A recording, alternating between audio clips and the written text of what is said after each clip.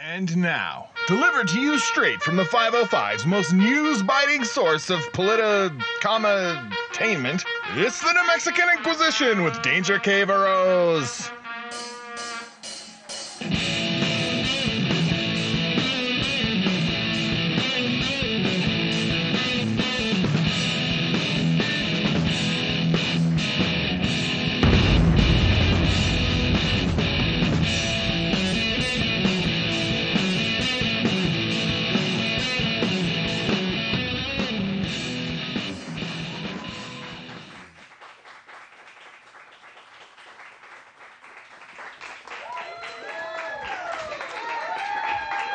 Please. Okay. Welcome back to the New Mexican Inquisition. Glad to have you guys back with us on episode 25. Awesome. We're going to have a really cool show for you tonight. A friend of the show, very funny lady, the brilliant scholar, the amazing Genevieve Garcia de Mueller is on the program tonight. We're also joined by a good friend of mine, comedian Greg Ziomek.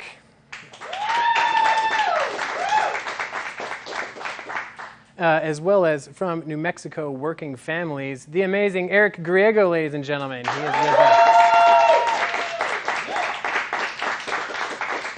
That's right. But first, we'll talk about the news just a little bit. What's going on in the news? Anyone reading the news? Who's reading the news? We got a woo. We got a woo. All right, well, that's what we're here for. We'll tell it to you, but funny. Unlike his predecessor, Richard Berry, Tim Keller, it's being reported, is not carrying around a credit card to pay for his food. It's a move hailed by many as proof of his financial responsibility, so that's very nice. But I heard he's just saving the credit card to help pay for a line of electric buses that work. So. Yeah. Charge it. This is interesting. A neighborhood association downtown, get this, the name Silver Platinum Downtown Neighborhood Association, whose call to action is basically just whining that gentrification is not happening fast enough, have drafted a petition to put on Tim Keller's desk. They're requesting additional police support downtown because people are feeling unsafe. They're worried that businesses are leaving and some of those high-paying gross receipts taxpayers might be fleeing the downtown area, so they want more cops. But we don't even have enough cops in Albuquerque to keep the citizens not downtown safe. Like, where are these people supposed to come from? You know, like, oh, hey, I have an idea. Why don't we just dress some of the homeless people who hang out downtown in some of those APD uniforms we have laying around at the office? Because honestly, no one was going to be able to tell the difference between an insane, violent criminal wearing an APD uniform and the average homeless person wearing the same outfit.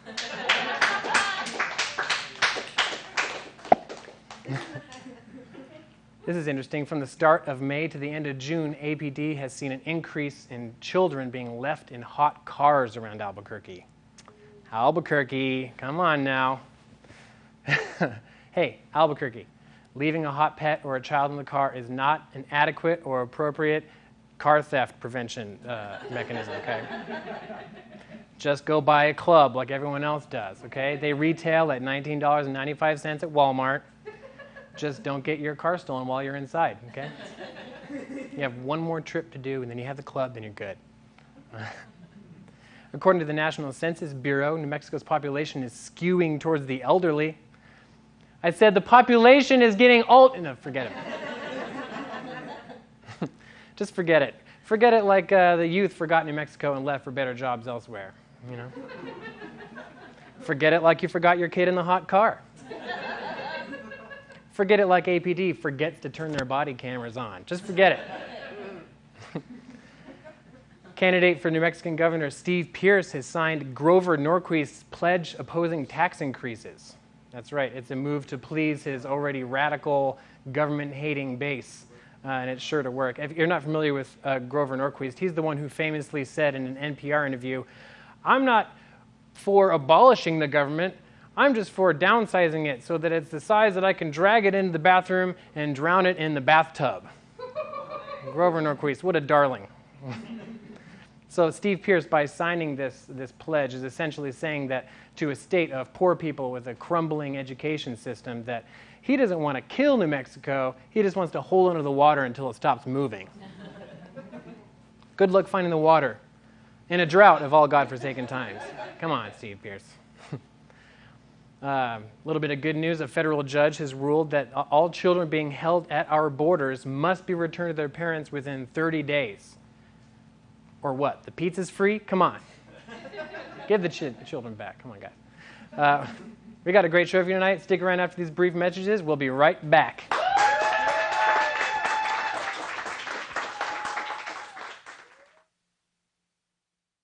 Would you like to advertise your business on the New Mexican Inquisition? Well, just contact us on our website at NMINQ.com.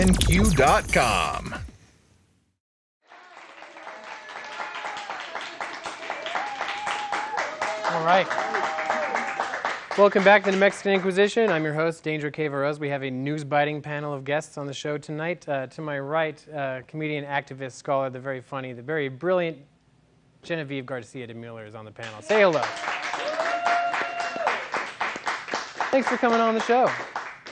And also to my left from New Mexican Working Families, Eric Griego is joining us tonight.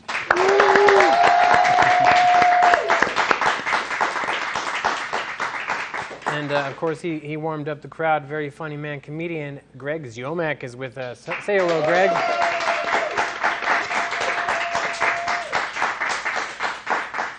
How's your week going? Everything going all right? You happy to be here? Yeah, I'm doing great. Doing the finger gun. I can't. Yeah, Huh. I was overcome with the need to do finger guns. You know, it's funny because about half of our comedian guests, the second the camera turns to them, when they don't know what to do, Yeah, they exactly. do this. I thought about twirling in the chair, and the table's just not wide enough for me to get my legs through. I have large knees. People tell me that a lot. Yeah, we can talk about that later. Large knee Greg. Yeah, yeah. It's extremely insulting, and it embarrasses my family. Yeah. I thought you were That's where we're needy. at. I heard you were needy, not Knee high? Oh, full of needs. Oh, Needy. yes. Needy Greg. Needy Greg. That is so mean. I can't even begin to start. Well, you gotta drop the shtick for now because we're going into hardcore territory. All right, let's do this. Okay. This is a little segment on the show that we like to call the lightning round.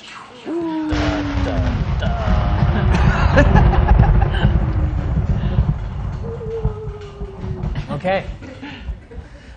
We got a couple questions for you, Eric. If that's your Softballs real first. name, okay. I noticed on your NMWF website that there's a latest news part, and it says the latest news is that Tim Keller was elected the mayor of Albuquerque. Was he? Yes! I voted for him. I just wanted to know, it's like, has nothing happened since then? So we have actually a lot has happened. We have do you know J.D. Matthews, who does our social media? You're taking too long to answer it. I'm sorry. We're going to send the next one to Genevieve. Do I know? No, I don't. No. It's his fault. Okay, His fault. So we were talking on the couch about my job and what I do. Can you explain what I do for a living? I wish I could. It's something very smart. It involves writing. It involves teaching, I think. It involves trying to explain to people how we frame immigration and what the arguments are. Yes, perfect. Really? Yeah. The rhetoric of policy, is that? Yeah. Okay, cool. Yeah. Oh. I love it. Greg, do you have a question for our guest? Yeah. Do you think 1,900 words was too many for that sick leave bill? Was it really 1,900 words? That's what the news said. I tried to read it, but someone said everyone read it and voted against it. Well, what happened is they put it on the back side and they printed the whole thing. So I think if we could have got it down to 1750, 1775, I think it would have passed. I was thinking like a cool 25 would have been good for me. I had to take a nap after I You're voted. off. That was... You're sick. You're off. That's all. Actually, that's what we wanted, but there were some shenanigans behind the scenes, unfortunately. Yeah. Now, at Working Families, you work with a lot of poor, middle class, lower class working families. I had a question for you. What would you consider as more working families chic? Playing in a fire hydrant on a hot day, throwing stones at cats, or writing uplifting slam poetry. You know, like spitting bars.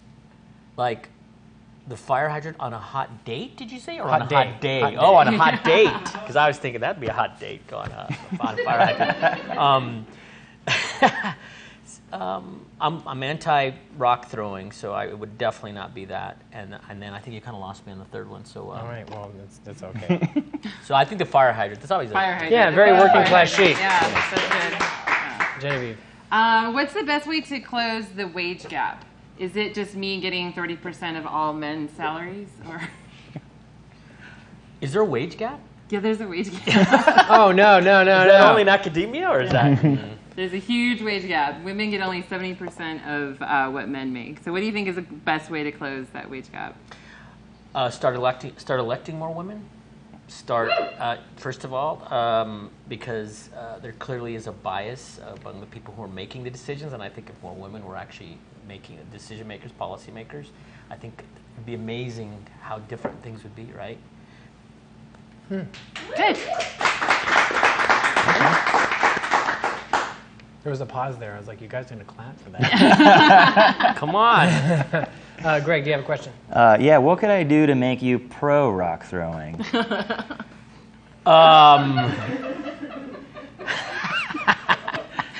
Pro rock throwing. Well, I think if you painted a headshot of Donald Trump on the side of a wall, I could be into it now.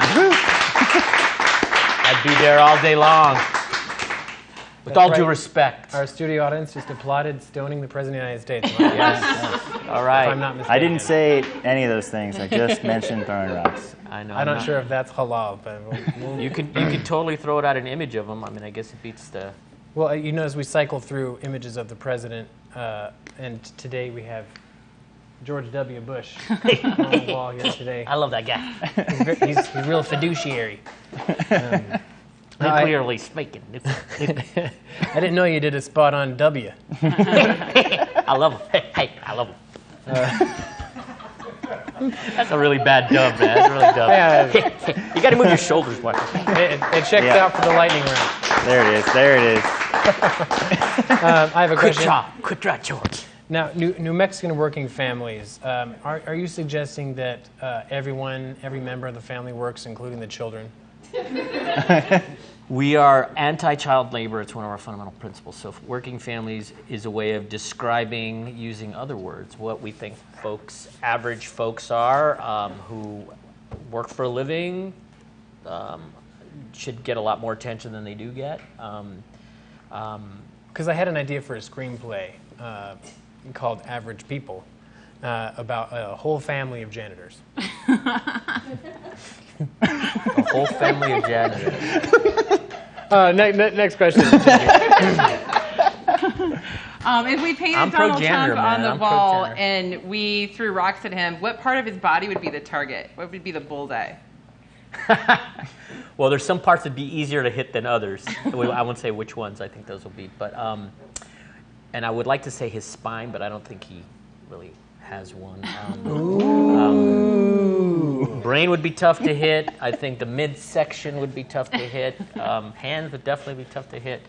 I think of We just keep getting lower and I lower. think the head, that enormous head would be I think would be 3/4 of that whole thing right there. That would be huge. It would be ginormous. I'm sorry. No more impressions. Now that you've done W and I've done Trump, Greg, you get the final question of the lightning round, but I want you to ask it like President Barack Obama.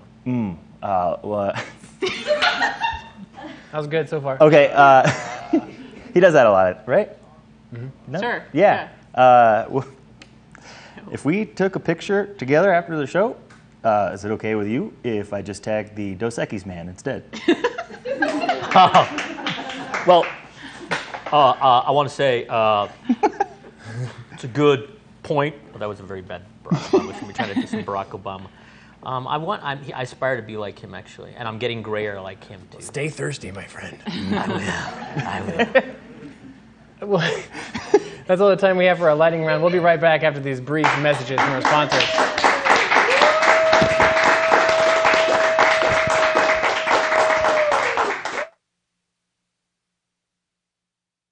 Would Would you like to advertise your business on the New Mexican Inquisition? Well, just contact us on our website at NMINQ.com.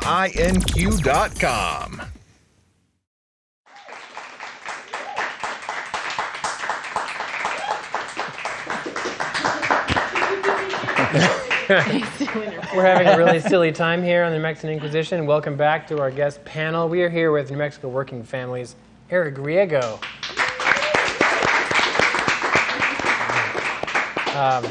Now, tell me a little bit about what you do at New Mexico Working Families. So we're a local affiliate of a national organization called the Working Families Party. And what we do is we're about 20 years old, and we started in New York. And in New York, we wanted to give people an alternative to just regular garden variety, middle of the road, milquetoast, status quo Democrats. So we started, there's fusion voting, which means you can vote for on two different lines on the ballot for a candidate. So you could be Danger the Democrat and Danger the Working Families Party candidate. And what it signaled to people is that you were someone who wasn't just a status quo establishment Democrat, that you were willing to really fight for things like a $15 minimum wage and paid sick leave and pay equity and LGBTQ rights, and that we wouldn't have to wonder, like, I don't know really what I'm getting as a Democrat, but when you had our brand next to it, you knew you were getting someone who was really going to stand up for, bread and butter, what used to be bread and butter Democratic issues, like a decent wage for folks, like healthcare for folks. So we were able to elect a lot of people, from people like Bill de Blasio, who we helped elect, to across the country, candidates who came from working families in terms of their values. And so we're in about 20 states now. New Mexico is one of the newer states. And really what we do is we try to provide an alternative to just, like, what does it mean to be a Democrat? It has to mean, because that's a huge range of things, right? Democrats are, there's a lot of. Right. What happened? Why do we have to distinguish between types of Democrats now? Why is that? Well, because I think the core values of Democrats, if you think of FDR, for example, there was a time when Democrats really stood for fighting for, truly fighting for working class folks. And what that means to me is that you could have a decent standard of living, that you could have health care, that you would put people before corporations, that you really would be able to prioritize Main Street over Wall Street, meaning we weren't just catering to large donors. So for a lot of folks who just see this two-party system, we're not a spoiler party. That's not what we wanted to be. We wanted to be a way to signal to Democrats, this is a person who really is going to fight for working families. You can call it progressive, you can call it liberal, you can call it community-based. We happen to call it working families because that's what most of our values are. I come from a working family, public school educated and all that stuff, and worked a lot of minimum wage jobs in my life. And so what we're trying to do across the country is find candidates, support them, and help them come up and who really represent those values, and not just people who come out of sort of the establishment of the Democratic I think Party. I might be able to help you. Good. Now, Genevieve, when you run for office, I was already going to recruit her right after the show. can we sign you up to put that Working Families banner right across the I am bottom? making no declarations today. But yes, if there's an alternate reality out there where I am running for office, then yes, for sure. Okay. Yeah. All right. See, she would be great. I mean, I'm assuming. Right. I think I'm assuming what your values are based on what you've told me in the short time. But I think I always assume people's values within 30 seconds. plus or minus 5, right? Basically immediately. Like within a minute of knowing Greg, I knew that he wasn't just a hunk. Don't you hate that when they just judge you on your physical appearance? I also knew that he represented my core values. What are those? Which are, Greg? What are his core values? Paraphrase if you need to. Good haircuts. That's an American value. Yep. Which I do not share, by the way. Good haircut's a very working class chic. You notice that the Yeah. wealthier you are, the crazier it gets. Yeah. Moisturizing. Moisturizing. Depending on the size of your pores. And going to the park once a week. Yeah, like a proper skincare regimen that includes going to the park. Yeah, Right. you got to be out It's a there. very working class kind of agenda that I get. Yeah. I don't want to hog you. Do one of you guys have a question for Eric? Sure. So for this next election cycle, what are like the major sort of key platform I guess on your agenda that you're sort of pushing for? I know it's always, you're kind of have this broad spectrum, but what are the things that you feel like working families candidates that they're focusing on? So in the state or at the state level, at the state level, we think we have to do 3 or 4 things. One is there's been a constitutional amendment on early childhood around for a long time, which for a poor state like us with high poverty rates, by the way, we're 50th in child poverty in the country right now in New Mexico. We need to pass that constitutional amendment and get it implemented so we can start, hopefully with this generation, ending poverty. So that's a top objective for us. Our tax system heavily favors, we gave a lot of corporate tax breaks. We reduced taxes for the wealthiest folks. We strongly support a much more progressive tax system because if we're going to pay for things like early childhood and education and healthcare and behavioral health, you gotta take that money from somewhere. It has to come from somewhere, and we have to try to take back some of the money we gave away to corporations and the wealthiest New Mexicans. So tax and budget stuff is not sexy, but it's really, really important. And then we're really going to fight for as high a minimum wage as we can get. We'd like to, we're part of the fight for 15 with a lot of our colleagues all around the country to get a $15 minimum wage, which is really what a living wage is. We don't know, thank you, but so if we can get it done, but if we can't get there, we'd like to get as close as we can. There's a lot of other things, but I would say those are the top 3 issues for people who we're supporting for the legislature, whoever we end up supporting for governor. That's kind of what we're going to fight for. You said high as you can get. Where's too high?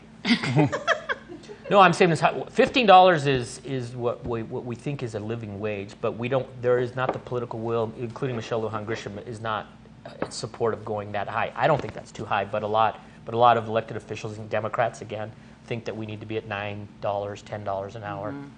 Mm-hmm. Democrats and Republicans. So we think it needs to be 15. So if we can get 12, hallelujah. If we can get 13, we'll get whatever we can. So I hope we can get to 15 in the next few years. So okay. So it sounds like you're saying 15 is the ceiling.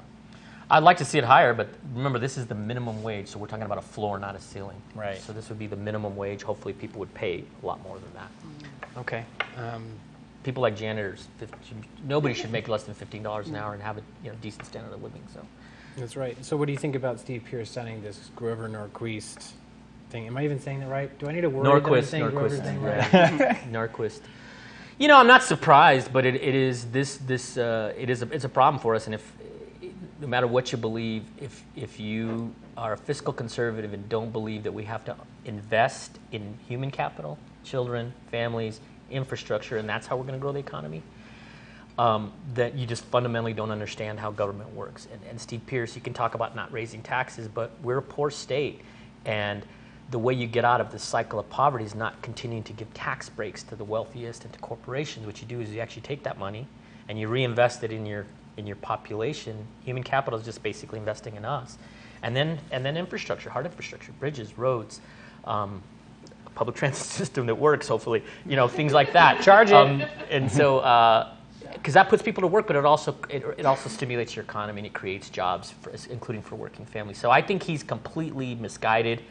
Norquist is he's a kind of a to get back to the George Bush Senior days, it's like voodoo. It's voodoo economics. I mean, it does not work. You cannot grow an economy without investing in infrastructure. Some of the biggest periods of growth we've had in the country is when we've actually invested in our economy, built the highway system, built the railroad system, invested in Social Security, Medicare, Medicaid.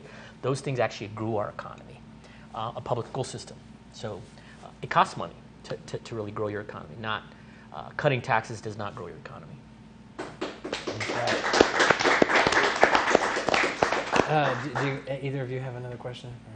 Just curious, what are some of the things in the pipeline now regarding progressive action in the realm of healthcare, like in system-wise policy regarding insurance, but also things like hospitals here in Albuquerque and the greater state of New Mexico? So we have a very important local thing, I'm glad you asked, that's related to healthcare, but is this paid sick leave thing is really important. It's primarily a public health issue because if you really want people to care for their loved ones, care for their children, if they have sick children, if they themselves are sick, they've got to be able to take their time off work. We have 100,000 people in Albuquerque who don't have any paid sick leave at all. So we're hoping that we can pass legislation. Mayor Keller supports it strongly. We're really thankful for him taken such a strong position, but we have to get the city council on board to get paid sick leave. So So that doesn't get to access to healthcare, but that gets to the to what kind of community we want to be. Are we going to let people sort of take care of their loved ones and themselves? In terms of at the state level healthcare, we're a state that depends heavily on Medicaid, and it's because we have a lot of folks without healthcare and they really rely on Medicaid. So we have to, first and foremost, we have to fully fund Medicaid spending for two reasons. One, most folks need it, and secondly, we get more money back from the federal government than any other state. It's the deal that our senators cut when we passed the Affordable Care Act. New Mexico gets a higher match than almost any other state in the country. So it's how we fund our healthcare system because we are a poor state. So we got to fully fund Medicaid. That gets to that tax and budget stuff.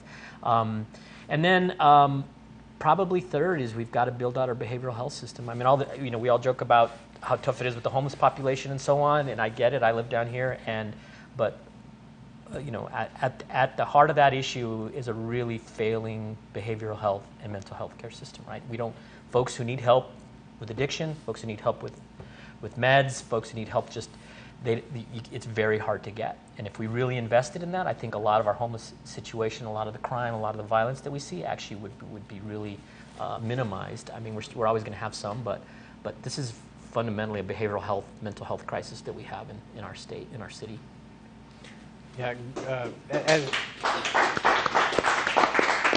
as comedians, most of us here are comedians. We're very familiar with the mental health crisis. It's a prerequisite to be a little. You got to be a.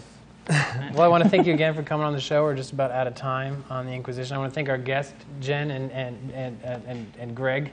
Thank you so much for taking your time. I appreciate that. You wanted to call him Clark. You wanted to call him Clark, right? Too. I was like Jen and Jen and Jen. The Jens were here. The Jen. I want to thank the Jens for coming on the show.